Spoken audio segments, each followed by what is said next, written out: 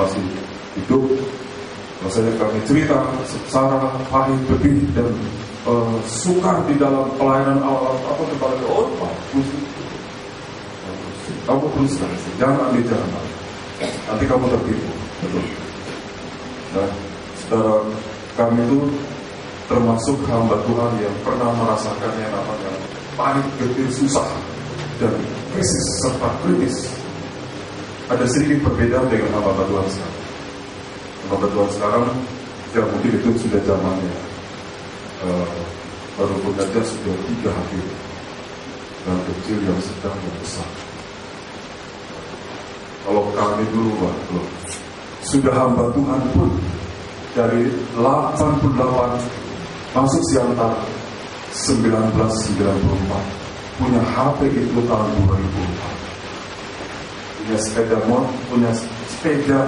punya sepeda itu tahun 99, punya sepeda itu pun bukan saya Pak, anak saya Pak, sepeda dari tahun 89 baru punya sepeda. Lebihnya dalam hati rasakan pahit itu, karena itu di zaman kami ke bawah itu banyak yang tidak tahan dilakukan. Karena memang dulu di masa-masa kami hamba Tuhan itu diidentifikkan dengan orang miskin, orang yang susah. Dan tidak ada orang buat yang ada anaknya bilang, Pak, saya juga jadi hamba Tuhan. Wah, itu Bapak mama doakan selama itu. Kecuali yang bandel. Itu oleh yang bandel itu, itu jadi hamba Tuhan. Kalau yang pintar, yang ganteng, yang gagah, yang ini, percuma di sekolah kan tinggi.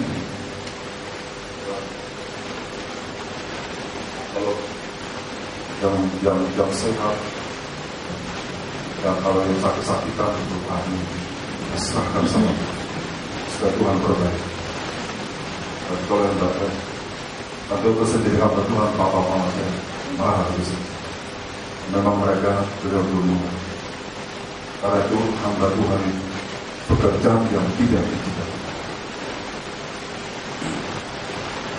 Saudara boleh tanya anak-anak, sekolah kuliah ini mau jadi hal, karena apa? Susah. Tapi nggak tahu, mungkin zaman itu sekarang itu sudah berbeda. Tapi kita justru harus sama. Sekarang beberapa waktu lalu seorang mengatakan sama aku, hamba Tuhan dan jemaat Tuhan kalau engkau itu miskin-miskin, saudara kamu yang miskin. Kita lihat nanti beberapa tahun kemudian kamu yang miskin. Semoga Tuhan mau, Tuhan bisa jadikan kita. Kalau zaman sekarang seperti masa-masa kami hamba Tuhan, hampir-hampir tidak ada lagi yang sulit di beberapa tempat. Justru di situ kita harus semakin baik. Daud jatuh di dalam dosa di saat dia sudah bertobat. Bersama 1 Samuel 11. Saat dia sudah berkelimpahan, Salomo jatuh dalam dosa di dalam 1 Tawarik pasal 9. Coba kita baca 1 Tawarik pasal 9. Ya.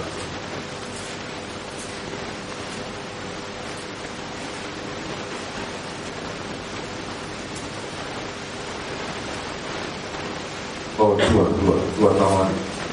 2 Tawarik pasal 9.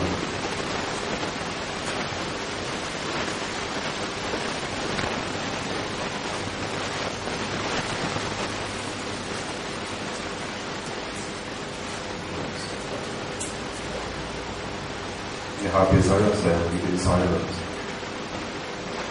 HP saudara juga bikin silent. Jangan bikin. Jangan bikin. Ini udah sore, udah ada 10 orang.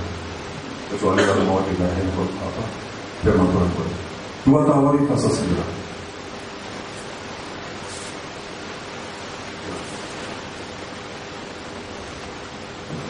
Ayat 13.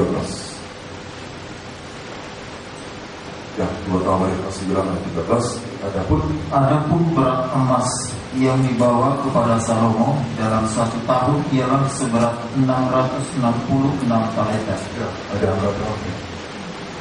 6. Angka setelah itu jatuh.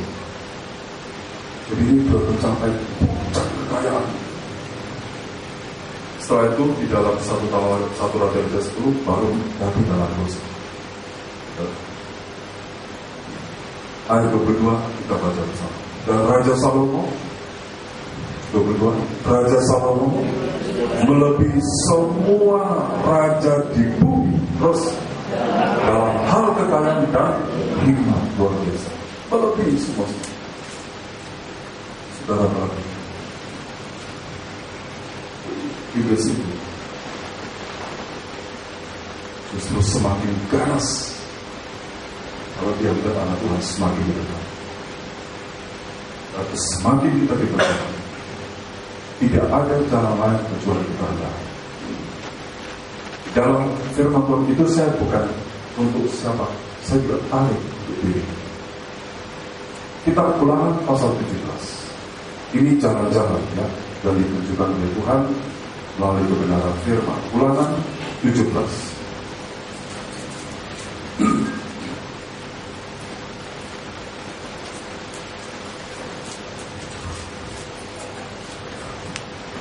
Kitab Ulangan pasal 17. Ini hukum tentang raja.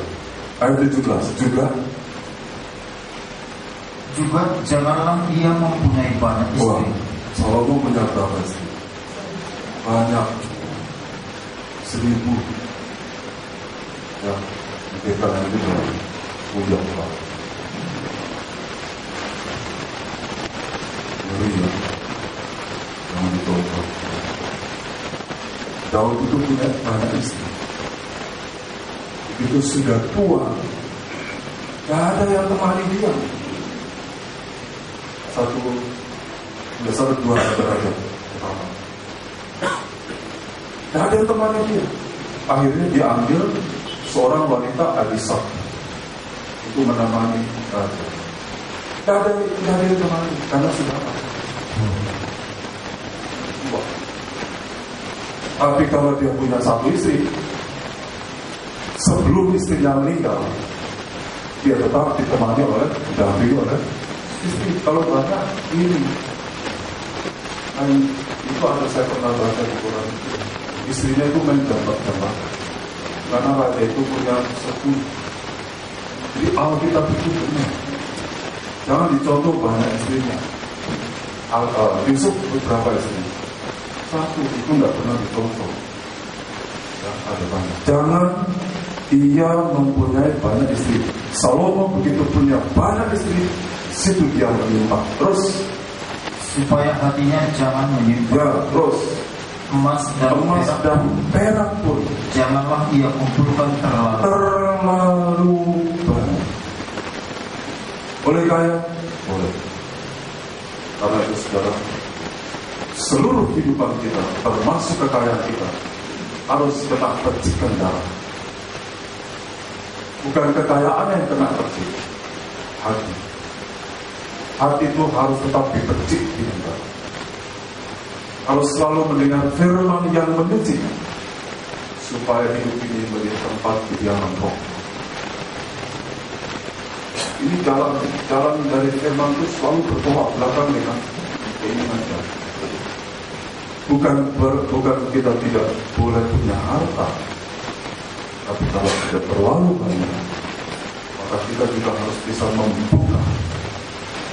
Nasihat firman Tuhan 1 Timotius pasal 6 ayat 17 sampai dengan 19, supaya ia suka memberi dan membagi.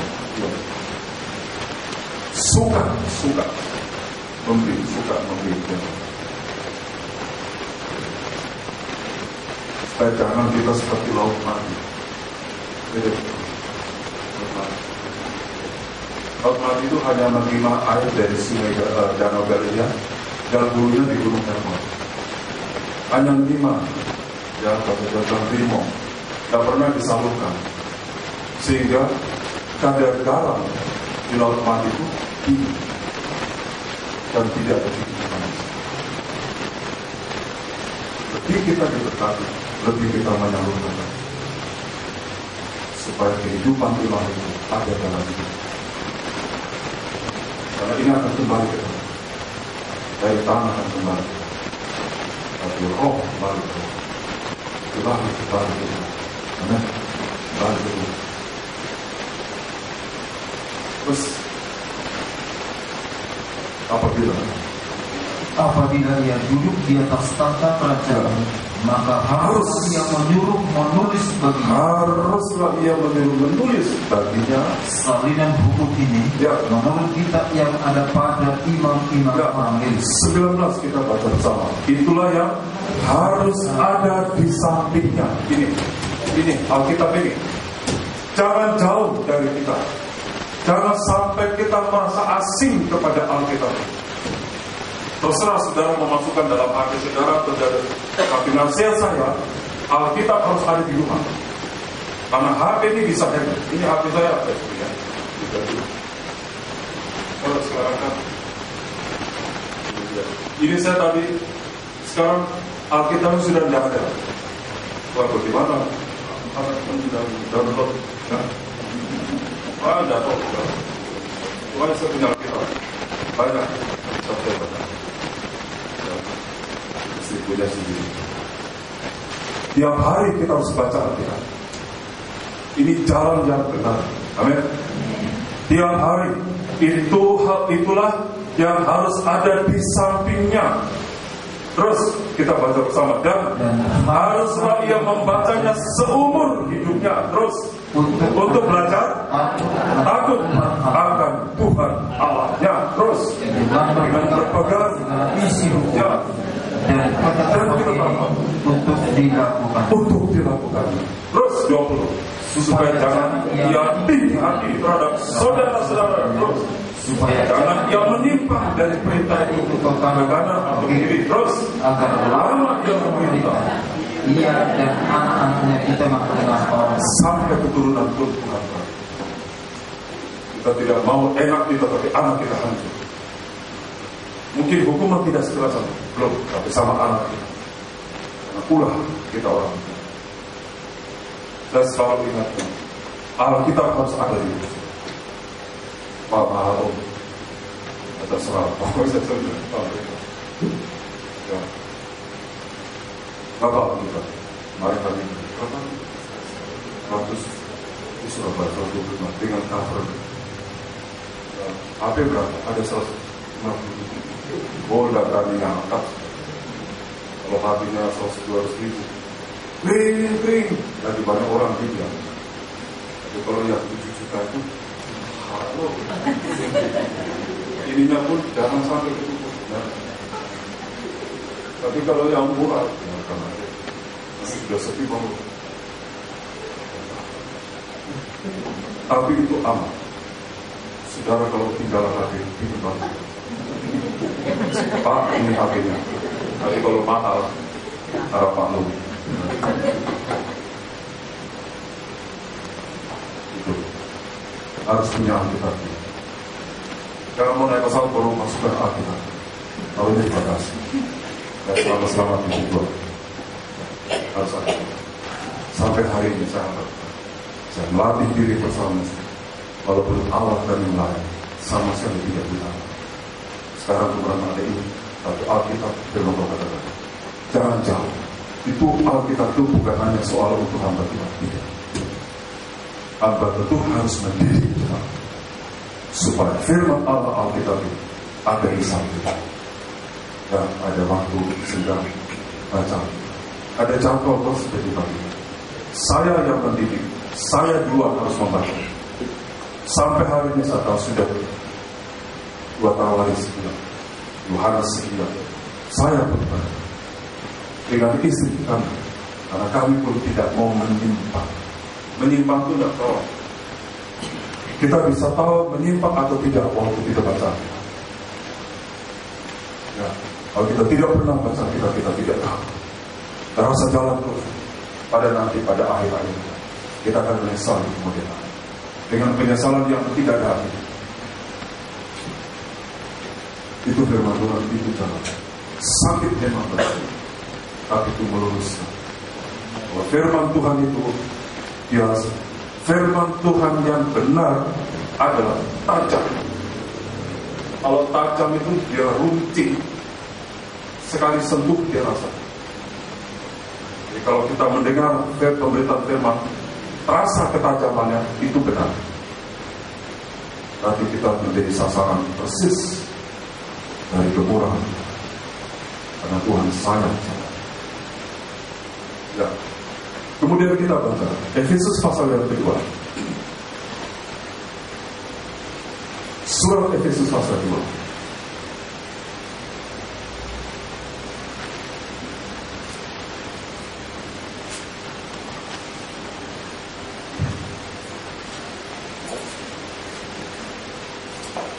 Jadi kita tahu saudara, kalau dulu kita bangga kalau dikatakan, kaya dia. Hamba Tuhan itu udah berterima dulu Pak. Sekarang sudah makin awas. Kalau ketemu di Surabaya sama kata, wah sudah diberkati ya oleh Tuhan. Oh, jadi kami salutkan. Baru ini ada satu anak jemaat dia di wisuda S1. Saya mengatakan ini menyaksikan, bukan membanggakan diri dia, tapi jadi contoh. Anak ini anak sungguh-sungguh dalam pengembangan kita. Seorang anak ibu jangan, tapi sungguh-sungguh betul-betul.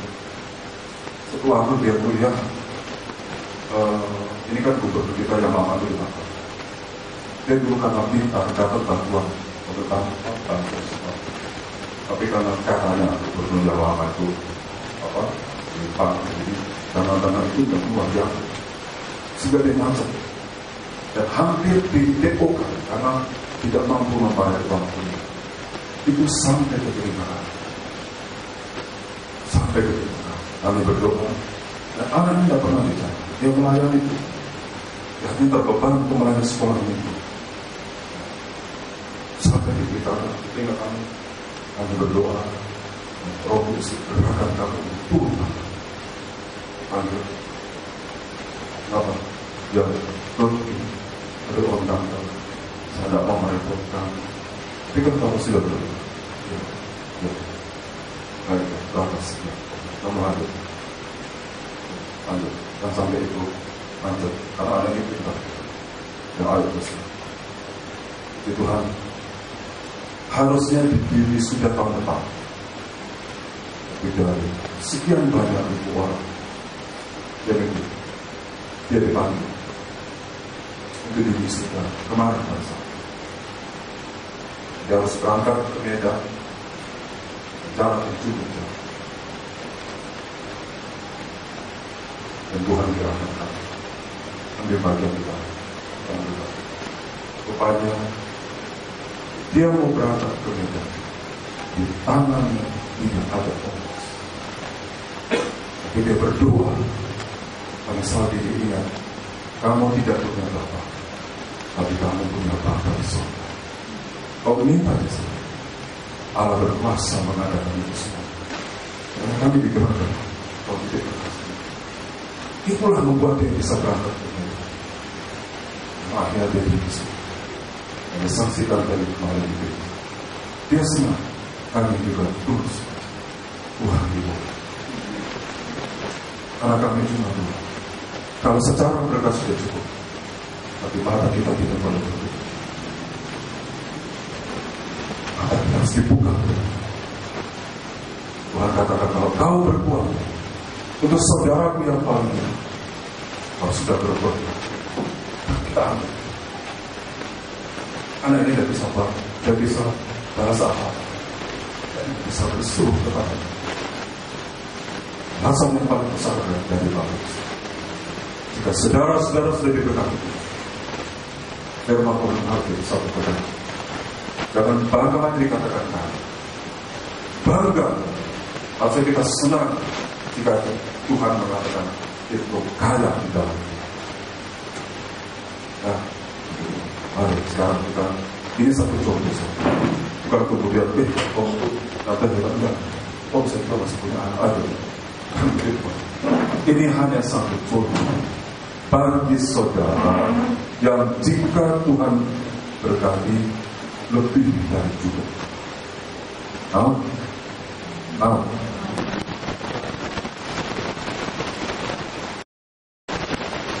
Satu anak kita kasih sekolah di anak Tuhan sungguh. Ini baru hasil 50 Tuhan semua. Kenapa kalau kita sudah berkerja berapa itu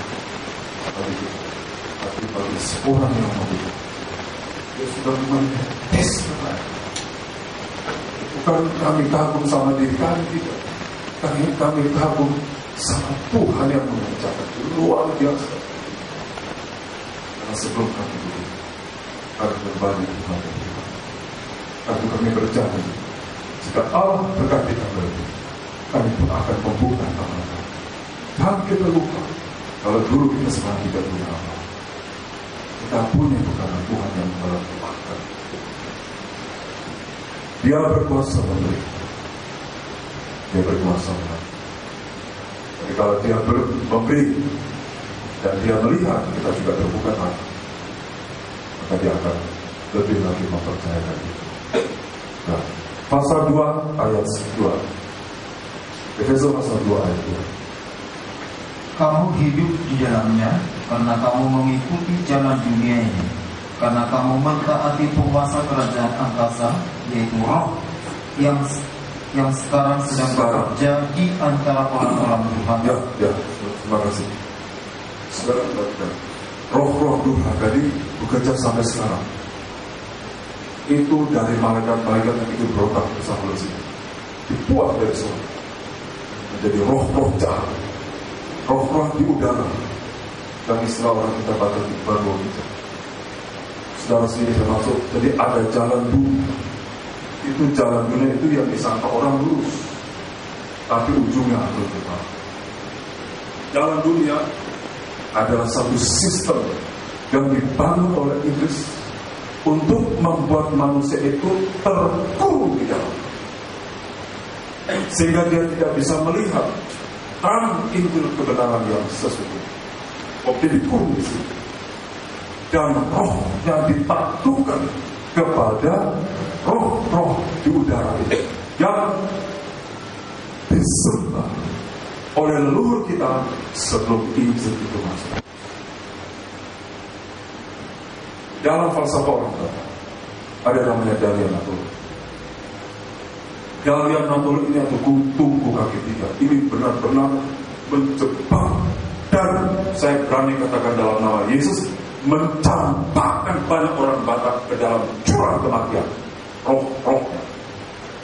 Sebab dengan Dalian-Natul ini orang kita Batak khususnya Toba terkurung di dalamnya, dan mata hatinya dibutakan sehingga dia melihat bahwa Tuhannya itulah pula adalah dibantah Nabi itu. Tuhan yang kelihatan. Kalau saudara tidak percaya bahwa itu Tuhan yang kelihatan, maka di dalam pelaksanaan adat puncaknya adalah nama Tuhan memberikan gambar berupa hewan, katakanlah B2 yang utuh dari kepala sampai ekor, terutama ekor itu jangan sampai putus sambung, utuh semua dari kepala.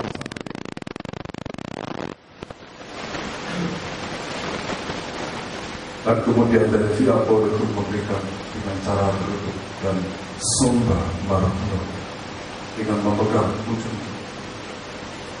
Karena hula-hula itu adalah Tuhan yang kuliah dan merupakan.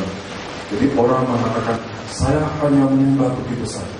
Ya, tapi di dalam alam roh Mula-mula itu adalah wakil resmi dari Batara.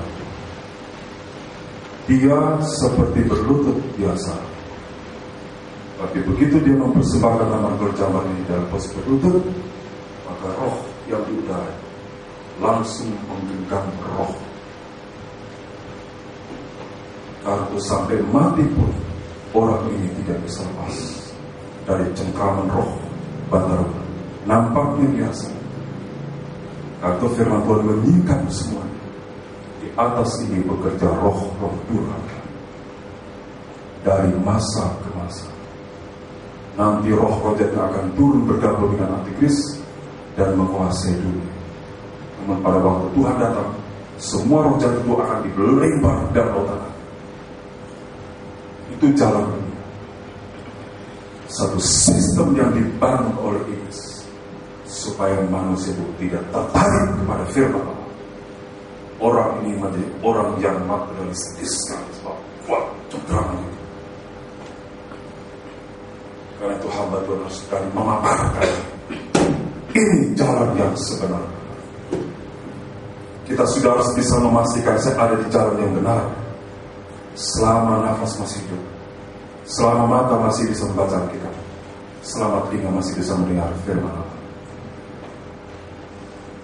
Jika Allah berkekurangan, dalam Kolose 1 ayat 13, Allah akan memindahkan kita dari gelap ke dalam kerajaan anaknya yang kekasih.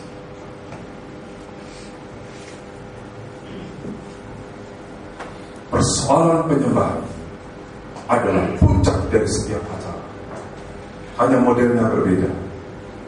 Orang kita batal dengan cara berlutut sambil memegang ujung nomor 2. Orang Tionghoa dengan merapatkan tangan sambil memegang hiu. Orang Hindu berlutut dan merapatkan kedua tangan di atas dahi, lebih dari kepala.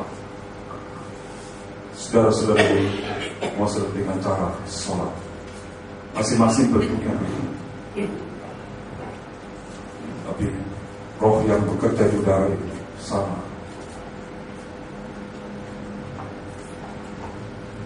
Saya tidak takut kepada siapapun. Itu bukan saya membalik bukan, tidak. Saya tidak takut karena saya tahu yang benar.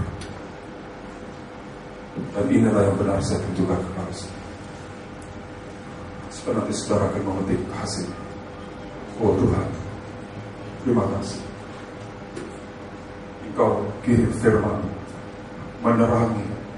Karena itu salah satu doa, Tuhan berikan pencerahan dalam akal budi supaya kita bisa mengerti, disingkap oleh Tuhan. Saya sekarang di mana? Waktu tidak lama lagi. Tapi walaupun waktu tidak lama, kalau itu kita manfaatkan sangat berguna bagi kehidupan muda generasi. Engkau Tuhan berkati dengan satu pandangan yang tepat supaya engkau menjadi generasinya Kristus, bukan generasinya antikris, generasinya Kristus, generasi dari penyembah-penyembah Allah yang Alkitab sudah mencatat ada anak-anak muda juga di dalam Alkitab, Daniel, C.S. dan semua. Inilah jalan dunia, dan apa yang disampaikan Rasul Paulus kepada jemaat Efesus mempunyai latar belakang yang sama dengan kita. Penyembah ilah-ilah. Karena itulah, jika Tuhan tidak mati di kayu salib, sekali jiwa itu terkurung oleh kuasa gelap, selama-lamanya akan terkurung. Tapi darah itu sudah tertumpah di bukit Kalvari, merupakan satu kemenangan yang gemilang. Sehingga setiap jiwa yang mendengar Injil, kata Tuhan, setiap orang yang mendengar suaraku, dia bangkit dari kubur rohaninya. Ya, puji Tuhan. Sekarang kita kembali ke Amsal 3 pasal 14.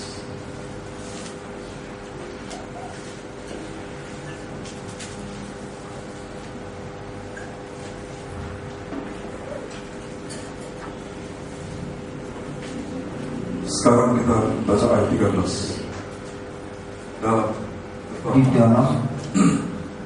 Di dalam tertawa pun hati dapat merana, dan kesukaan dapat berakhir dengan kedukaan. Ya, saudara, ini dalam adat istiadat pun berlaku, terjadi. Untuk pesta besar-besaran, selesai pesta nangis karena itu utang. Kesempatan keluarga itu ngambil semua, kasih pun. Memang Alkitab itu tidak pernah salah.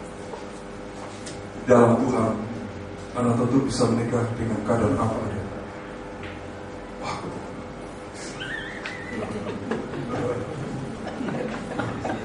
amin.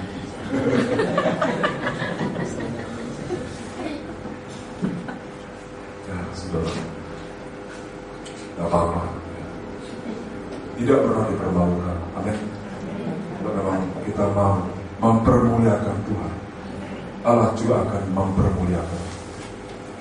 Ya, nah, saudara, sekarang sebagai bagian terakhir, kita mau tahu supaya kita masih lebih baik kita menangis sekarang ini, tapi kemudian kita menuai sukacita daripada kita tertawa dengan penghinaan terhadap firman Tuhan, tapi nanti akan mencucurkan air mata tidak ada hentinya. Saudara, hari kemarin saya kasih pembagian kitab Wahyu, ada sudah bisa. Ya, apa namanya kurvanya. Ya. Sementara kita siapkan dalam Wahyu 11, kita sudah baca kemarin.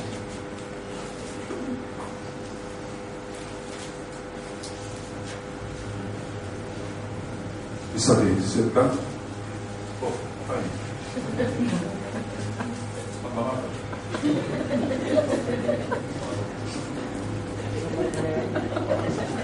Yang membuat Tuhan atau komputer ya, apa namanya gaptek.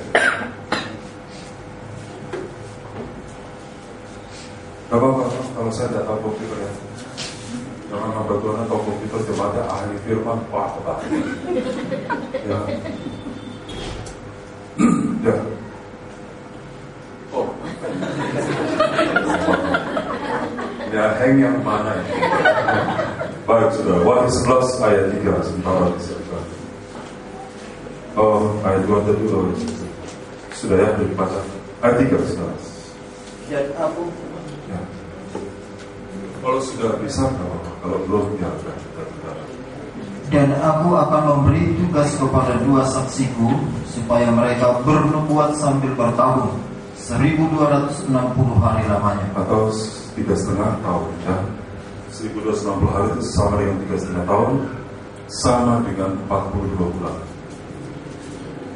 Saudara, ini pelaksanaannya nanti di fase 13 Wahyu. Jadi saat Antikris berkuasa, maka 2 saksi ini diutus oleh Tuhan, itulah Musa dan Elia. Itu sesuai dengan ayat-ayat di atasnya. Dan kita lihat keadaan zaman Antikris, ayat 8, ayat 11, ayat 8. Itu apa itu? Hujan ya? Ya, bukan bom. Hujan, tenang saja. Ya, saya masih di sini.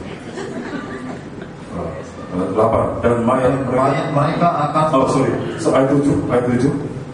Dan apabila mereka telah menyelesaikan kesaksian mereka, maka binatang yang muncul dari jurang Antikris akan memerangi mereka dan mengalahkan serta membunuh mereka. Ya, 8. Dan mayat mereka akan terletak di atas jalan raya kota besar, ya, yang secara rohani disebut Sodom dan Mesir, ya, di mana juga Tuhan mereka disalibkan. Di mana Tuhan disalibkan? Di kota Yerusalem. Di luar kota Yerusalem. Berarti pada zaman Antikris, Yerusalem itu akan menjadi senajis Sodom dan sekeji Mesir. Jadi penuh dengan berhala-berhala. Memang orang Israel sekarang ini Tuhannya masih dirubah, tapi andalan mereka adalah ekonomi dan pertahanan. Itu sudah menjadi ilah yang baru tanpa mereka sadar dalam hati mereka. Kalau sampai hari ini mereka masih menolak Yesus yang 2000 tahun lalu disalibkan, itu peluang bagi kita bangsa kafir untuk masuk di anggota tubuh Kristus dengan tanda bisa menyembah Tuhan. Ya. Jadi penyucian ini makin meningkat sampai tidak diberi peluang sedikit pun bagi daging ini untuk bersenang-senang. Tidak. Saudara, firman itu nanti akan makin kuat sampai kita tuh tidak boleh berzina,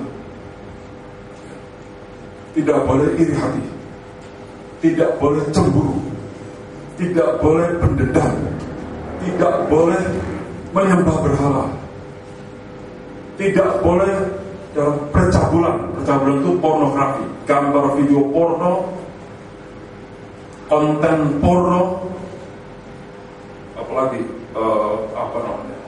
website alamat pornografi, itu percabulan.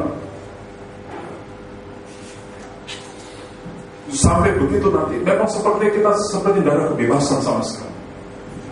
Tapi nanti pada zaman Antikris tiba, kita tuh akan disingkirkan oleh Tuhan. Wahyu 12 katakan, di satu tempat padang belantara, di situ Allah yang pelihara kita siang malam tanpa kekurangan, tanpa tidak perlu kita bawa bekal kita ke sana, tidak perlu. Amin. Allah berkuasa memelihara kita dengan cara Tuhan sendiri, bukan dengan cara kita. Kalau cara kita bawa bekal, bawa uang saku, bawa minum, itu cara kita. Itu cara yang sudah dibaca oleh Antikris. Itu cara yang sudah bisa di-cut oleh Antikris. Sebelum kita mengambil uang, sudah angka 66 sudah bekerja di situ. Mana bisa kita ambil lagi?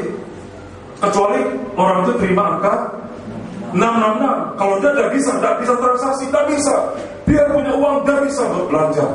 Apalagi tidak punya uang. Sudah tidak punya uang aja tidak bisa belanja. Tapi Allah akan pelihara dengan cara Dia sendiri. Karena itu kita sampai masuk ke penyembahan dengan bukti-bukti. Di sini di Wahyu ke 11 tadi ayat 1, bangunlah. Ya, di situ saja. Bangunlah dan ukurlah bait suci Allah, terus dan mesbahnya. Ya. Tetapi kecuali dan mereka yang beribadah di dalam. Dalam bahasa yang menyembah itu bukan mencari, menyembah itu bukan meminta, menyembah itu memberi. Hidup yang sudah ditebus dengan darah Yesus itu, kalau sampai kita berbakti dengan baik, itu bukan karena Allah butuh kita, tidak. Itu punya Allah, harus dikembalikan. Karena itu istilahnya kita itu, itu saya yang punya. Mau apa? Saya mau ya atau tidak, itu mau saya. Ya, itu terserah nanti. Kita sudah harus membekali diri dengan, kalau saya berbakti, saya mengembalikan apa yang menjadi miliknya Tuhan. Dan kalau sampai sejauh itu, maka Allah pun berkuasa menjaga miliknya. Lebih kuat Allah menjaga daripada kita yang menjaga. Kita bisa menjaga hanya mata kita terbuka, mata kita tertutup, kita tidur tidak tahu apa-apa. Itu diukur. Dan bait Allah itu dalam tabernakel, itu tiap hari ada pelayanan. Jadi pelayanan itu juga diukur oleh Tuhan. Tidak boleh tidak melayani Tuhan, harus melayani Tuhan. Jadi kita datang berbakti itu, saya mau melayani dia. So dia sudah lebih dulu melayani saya sampai saya mengalami kelepasan. Maka sekarang Tuhan angkat kita secara jasmani dan rohani. Apa kita tidak tahu berterima kasih sama Tuhan? Saya tidak takut saudara mau dan saya datang dalam biar Om Siti yang berbuat. Tapi saya percaya saudara tidak akan berbuat begitu. So hatimu sudah dipegang oleh Tuhan. Saudara pun tidak perlu khawatir kami akan datang atau tidak kemari melayani. Walaupun jarak jauh dari sana, hati kami pun miliknya Tuhan. Dan Tuhan yang mengerjakan itu semuanya pas waktunya. Jika Allah yang mengerjakan itu, semua jadi baik. Itu diukur oleh Tuhan. Tidak perlu kita cari tahu bagaimana sistemnya nanti. Tapi apa yang dikatakan oleh firman Allah, itu kita lakukan. Baik Allah itu diukur. Dan baik Allah itu suci. Dan mezbah itu Allah. Mezbah berupa emas. Dulu alatnya langsung dengan saudara. Sekarang ini tubuh saudara dan tubuh saya sudah harus dari mezbah, di mana dari tubuh ini diangkat pujian dan penyembahan kepada Tuhan Yesus. Itu mezbah.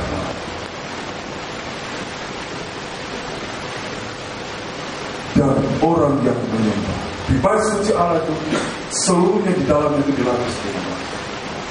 Tidak ada tembaga tidak ada kecuali alas dari pintu tiang pintu kemah itu dari kemah. Tapi seluruh bangunan, dinding dan alat-alat dalamnya semuanya dari emas.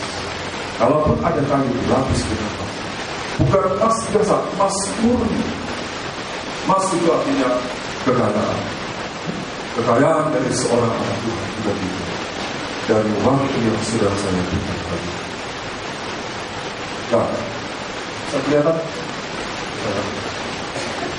inilah kurva yang sama.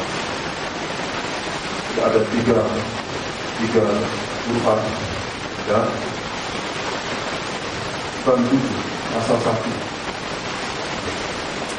Jadi pasal 1 sampai pasal 12 itu 3,5 tahun masa panen. Pasal 13 sampai 19 ya. Siapa tahu itu Tuhan. Dia kan Alkitab bukan. Nah kita tahu, saya sudah tahu. Yang penting hati benar. 3,5 tahun yang kedua itu pasal 13-19 itu masa berkuasaan. Di situ Tuhan jamin ada satu pun penyembah-penyembah yang tertinggal di zaman Allah yang menjamin. Dan jadi kalau jumlah 7 Raja Sibetawang hari ke-7. Yerusalem baru sempurna. Sempurna itu angkanya 7. Jadi kita pahami ini di Meterai dengan angka 7. Angkanya siapa? Angkanya Allah. Saudara bayangkan kalau tidak ada kita paham, seakan-akan perjuangan kita tidak ada ujungnya dan tidak ada ujungnya. Tapi dalam kitab lagi kita tahu bahwa perjuangan rohani kita akan berakhir dengan kemenangan yang gila. Ada satu kepastian, ini jalan yang menempuh ujungnya itu kemana. Jadi kita ikuti firman Allah. Jadi kita belajar harus bisa menyembah Tuhan. Supaya nanti di dalam ayat terakhir itu kita baca pasal 12 sampai nanti setelah bisa ada terangkan yang masyarakat.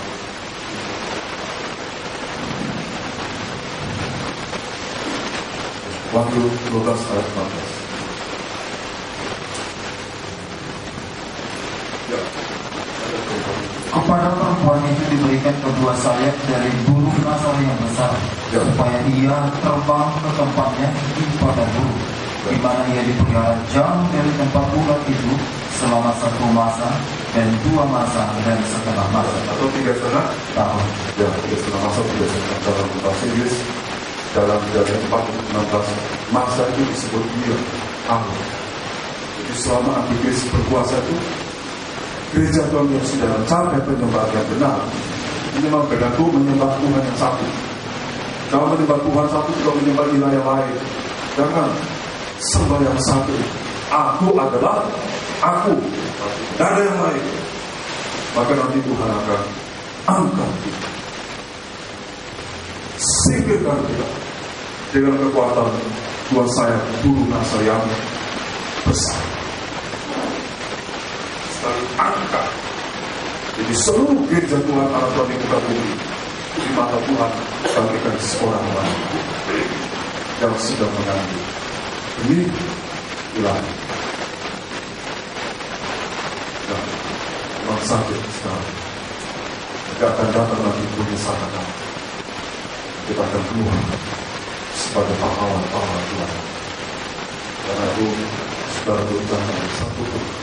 Kalau itu diangkat oleh Tuhan, disingkirkan, tidak boleh ada satu pun yang meminta. Sehalus apapun itu. Kalau kita bangga, kalau kita bersyukur, bersyukurlah kepada Tuhan. Jangan yang lain, supaya kita bisa menyembah. Nah, siapa di sini mungkin saya juga mungkin kita ada satu kejelasan firman Tuhan dari zaman Antikristus. Kita tidak bisa makan, minum dan sebagainya. Kita simpan bawah stok. Dan bukan kita yang kesana, kita pun tidak tahu dimana. Tapi Allah akan memproteksi kita begitu sempurna. Kita tidak tahu apakah di mana orang. Allah kita tidak tahu. Tapi dalam petang hari ini, diberikan firman Tuhan sampai sejauh bisa membawa kita menyembah Tuhan Yesus. Tuhan memberkati. Kita akan menerima perjamuan.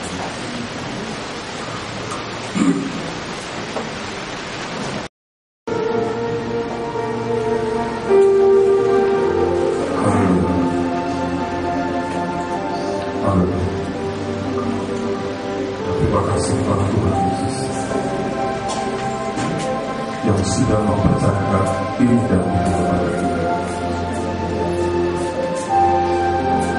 Haleluya. Glory, haleluya. Kita akan angkat pujian dalam Tuhan Yesus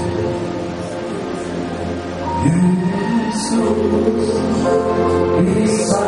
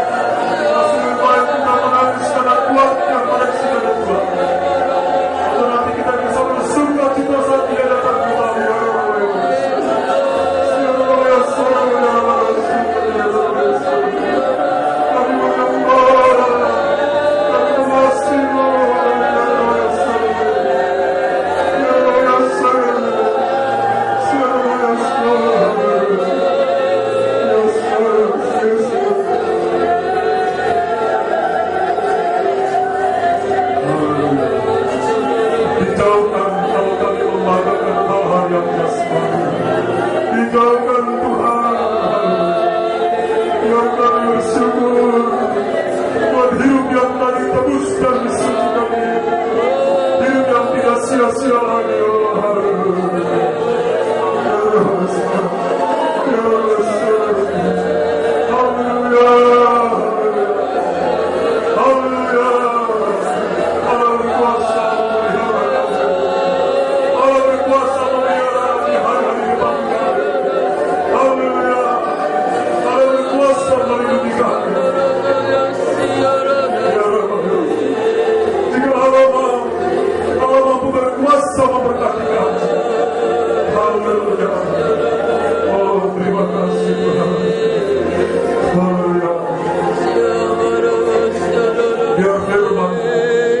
Alkitab ini jangan jauh dari jalan Tuhan. Ada di samping kami untuk kami baca hanya agar kami jangan menyimpang ke kiri atau ke kanan. Agar perjalanan kami beruntung. Agar kami jangan tinggi hati, tapi kami belajar takut akan Tuhan yang memiliki segala.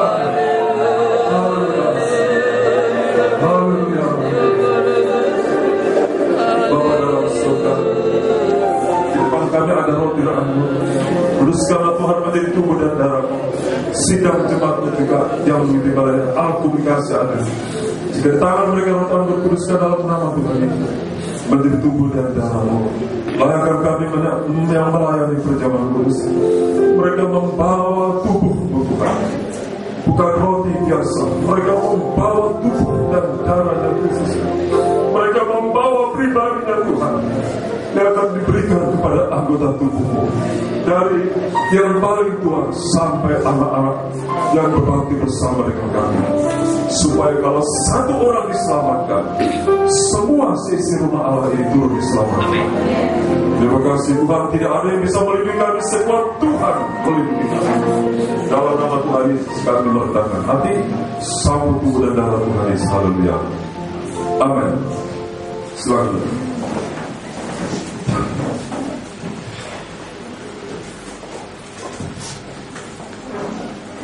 Yohanes 3 ayat 16.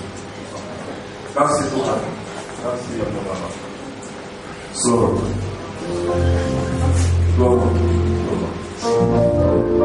Kasih. Kasih yang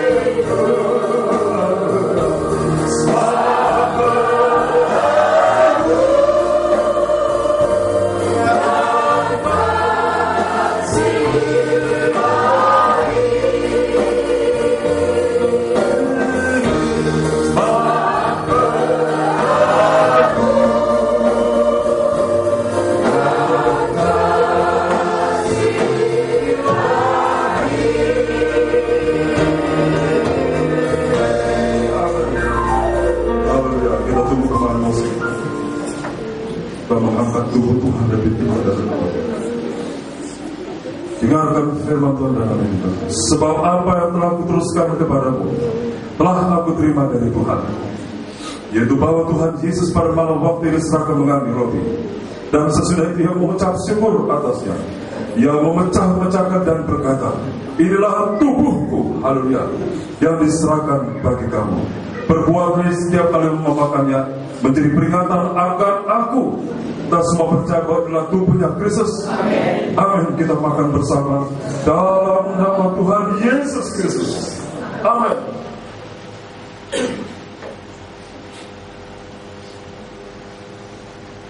Terima kasih Tuhan. Biar aja makan. Biar tubuh Kristus menyatu dengan sel-sel kita.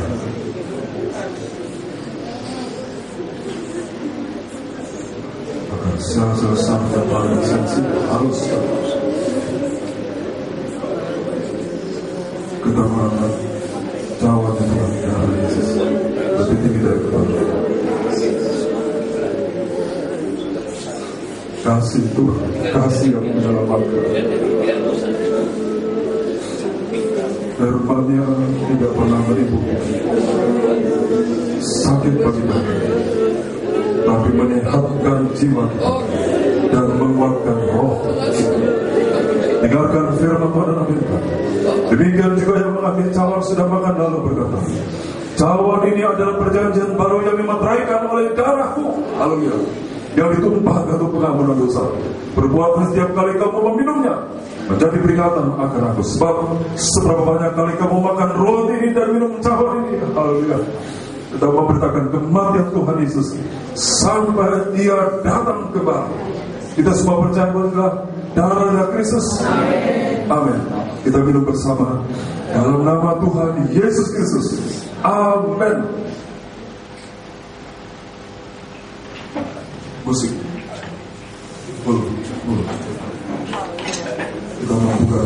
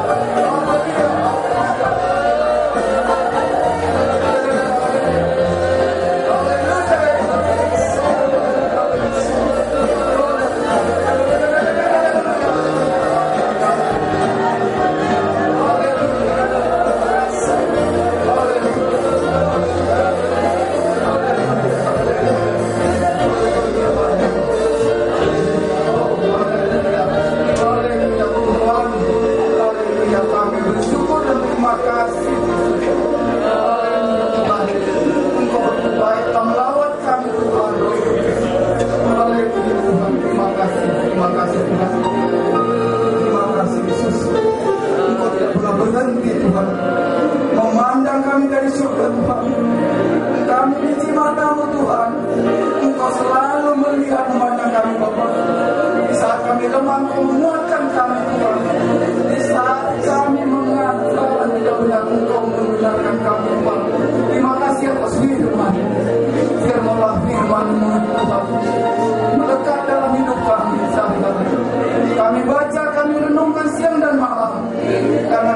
yakin dan percaya di atas firman-Mu ada kemenangan, ada jawaban yang ajaib. Terima kasih Tuhan Yesus, terima kasih Bapak. Kami bersyukur dan terima kasih Tuhan. Roh Kudus sudah telah melawat kami, Roh Kudus telah membimbing kami, Roh Kudus telah mentransisi diri kami. Kami tidak akan pernah lupa kepada-Mu Bapak. Kami dulu yang tidak ada menjadi ada, yang dulu miskin tidak ada punya apa-apa, tapi Tuhan berkayakan hidup kami. Karena kami selalu Tuhan rendah hati di hadapan Tuhan. Agar kami selalu mau didengar terlebih firman-Mu. Terlebih Tuhan, teguran apapun Tuhan, itu adalah kebaikan Tuhan kepada kami. Kami bersyukur berterima kasih. Sampai hari ini kami terus dan setia sampai Maranatha, sampai Tuhan datang kembali. Kami tetap melayani-Mu Tuhan. Apapun dalam kehidupan kami Tuhan, apapun seterata, baik kami yang telah Tuhan berkati apapun belum, kami tetap setia mengikuti Tuhan. Sekecil apapun berkat yang Tuhan berikan pada kami bersyukur dan berterima kasih. Terima kasih Bapak, terima kasih Tuhan Yesus atas lawatan-Mu. Kami percaya Roh Kudus telah menyentuh, telah mengurapi kami masing-masing pribadi. Kami merasakannya Tuhan. Biarlah ini kami bawa untuk kehidupan kami dalam nikah rumah tangga kami, bagi anak-anak kami, mungkin bagi suami-suami belum hadir. Tuhan juga berkuasa dapat merubah menjadi anak-anak yang benar sesuai dengan firman-Mu. Tuhan memberkati kami semua, baik yang ada di sini maupun yang saat ini dimanapun mereka berada, yang mengikuti rangkaian ibadah lewat video streaming maupun handphone. Tuhan memberkati sama seperti kami yang ada di sini. Terima kasih Bapak, terlebih kepala sidang kami yang Engkau telah pakai Tuhan, yang Engkau utus untuk kami sebagai gembala bagi kami. Kami sebagai domba-domba selalu setia mengikuti, mendengar dan merenungkan dan melakukan firman-Mu. Di dalam nama Tuhan Yesus Kristus, kami juga bersyukur atas tubuh dan hati Tuhan. Inilah yang mengingatkan kami cinta kasih Tuhan, yang telah mati untuk kami, yang telah menyelamatkan kami dari dosa-dosa kami. Sementara kami akan memberi Tuhan korban ucapan syukur kami. Tuhan memberkati tangan-tangan yang memberi sebesar apapun. Penting hati kami ikhlas Tuhan. Ini adalah untuk pekerjaan di tempat ini. Tingkat langit dari surga akan terbuka untuk kami 30, 60 sampai 100 kali lipat. Tuhan berberkati kami semua. Di dalam nama Yesus Kristus kami berdoa mengucap syukur. Haleluya, haleluya, amin.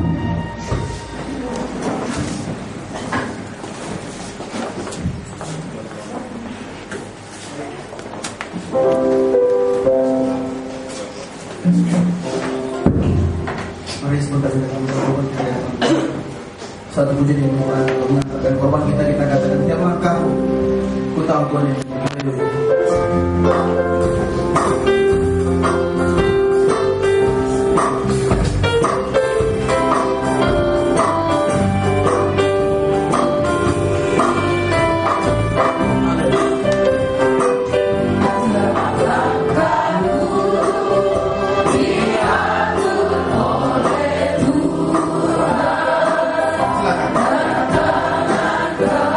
Kasihnya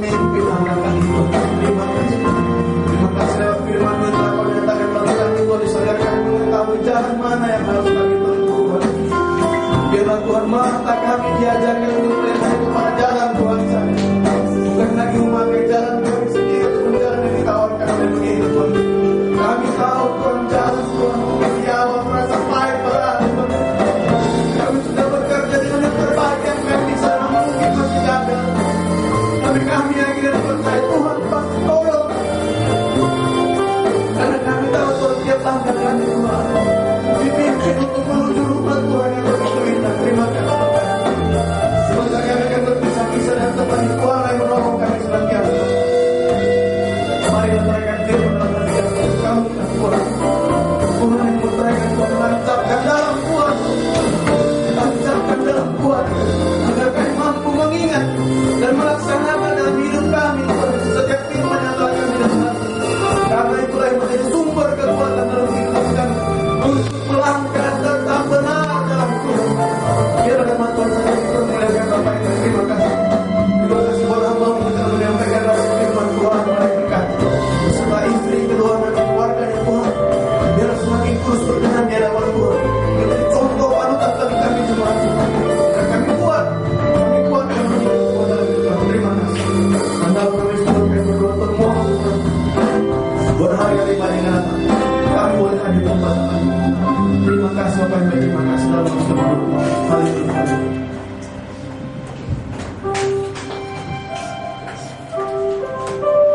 Terima kasih Tuhan untuk berkati sidang jemaat untuk diberangkat bagaimana mulai ibadah. Kasih setia Tuhan juga memberkati kami.